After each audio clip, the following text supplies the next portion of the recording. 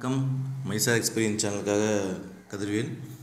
இந்த வீடியோ வந்து நம்ம குரூட் ஆயில் இன்றைக்கி வந்து மார்க்கெட் எப்படி ட்ரெண்ட் எப்படி இருக்குங்கிறது நம்ம அனலைஸ் பண்ணிடலாம். ப்ளஸ் நம்ம ஸ்ட்ராட்டஜியெல்லாம் எந்த ரேஞ்சில் இருக்குங்கிறது செக் பண்ணிடலாம். நம்ம பார்த்தோன்னா நம்ம கண்டினியூஸாக வந்து 4 PM ஸ்ட்ராட்டஜி ஃபாலோ பண்ணிட்டுருக்கோம். அது இல்லாமல் வந்து 9 to 2 PM ஸ்ட்ராட்டஜி அப்லோட் பண்ணியிருக்கோம். அப்புறம் லெவல்ஸ் பேஸ் பண்ணியும் ட்ரேட் பண்ணுறது எப்படிங்கிறது அப்லோட் பண்ணிக்கிறோம். ப்ளஸ் வந்து பைவோட் பாயிண்ட்டை வந்து யூஸ் பண்ணி எப்படி நம்ம ட்ரேட் பண்ணுறதுங்கிறது அப்லோட் பண்ணியிருக்கோம்.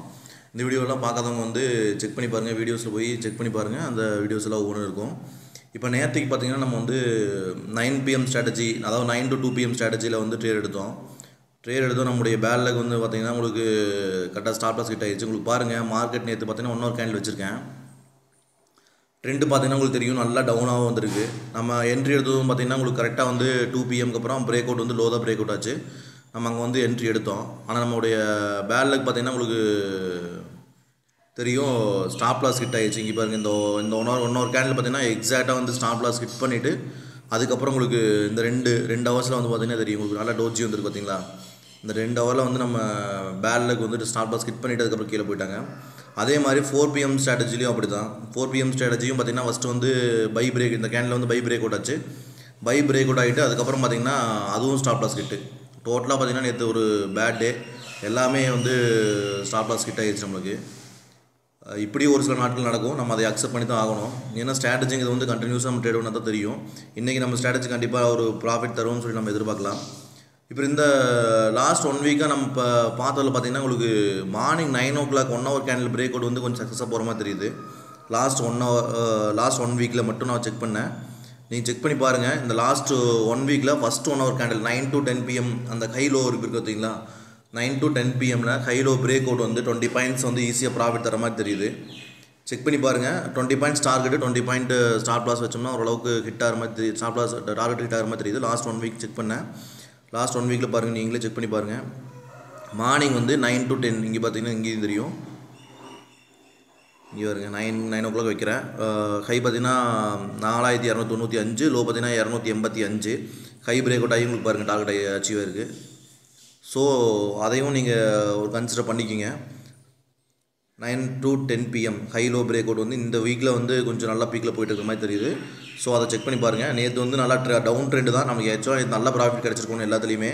ஒரு பேலக்கு டோஜி வந்து எல்லாமே வந்து ஸ்டாப் லாஸ் ஹிட் ஆயிடுச்சு. சரி, இன்றைக்கி மார்க்கெட் எப்படி இருக்குங்கிறத நம்ம ஒரு சின்ன அனலைஸ் பார்த்துடலாம். இது வந்து ஒன் டே கேண்டில் வச்சுருக்கேன் பாருங்கள். ஒன் டே கேண்டில் வந்து நல்லா அப் ட்ரெண்டு போயிட்டு இப்போ நல்ல ஒரு டோஜி வந்துருக்கு. அதாவது இன்றைக்கி வந்து கன்ஃபர்மேஷன், மார்க்கெட் டவுன் ட்ரெண்டுன்னு சொல்ல முடியாது. டவுன் ட்ரெண்டுக்கு வந்து இந்த லோவை பிரேக் பண்ணால் மட்டும்தான் நம்ம டவுன் ட்ரெண்டுக்கு டவுன் சைடில் போக முடியும். நம்ம அதாவது 4377 பிரேக் பண்ணால் மட்டும்தான் நம்ம டவுன் சைடில் போக முடியும். இன்றைக்கி வந்து அது இல்லாமல் ஃப்ரைடே. என்னோட எக்ஸ்பெக்டேஷன் என்னென்னா, மார்க்கெட் வந்து பெருசாக டவுனில் க்ளோஸ் ஆக வாய்ப்பில்லை. ஒரு 30 பாயிண்ட் அப்லேயோ டவுன்லேயோ தான் மார்க்கெட் இன்றைக்கி க்ளோஸ் ஆகும் அப்படின்னு நான் எதிர்பார்க்குறேன். இன்னைக்கு மார்க்கெட் ஒன்று எப்படி இருக்குங்கிறத நம்ம வந்து செக் பண்ணிடலாம். நம்ம ஸ்ட்ராட்டஜி யூஸ் பண்ணுவோம். ஒரு நண்பர் வந்து கமெண்ட் பண்ணியிருந்தார், ட்ரெண்ட் இஸ் அவர் ஃப்ரெண்டுன்னு. அதுதான் உண்மை. ட்ரெண்ட் எந்த சைடில் போகுதோ நம்ம அந்த சைடில் போனோம்னா மட்டும் தான் நம்ம வந்து ஓரளவுக்கு ப்ராஃபிட் எடுக்க முடியும். நேற்றுக்கு பார்த்திங்கன்னா ட்ரெண்டோட சைடில் தான் நம்ம போனோம். இருந்தாலும் ஒரு பேட் லக் வந்து ஸ்டாப் லாஸ் ஹிட் ஆயிடுச்சு.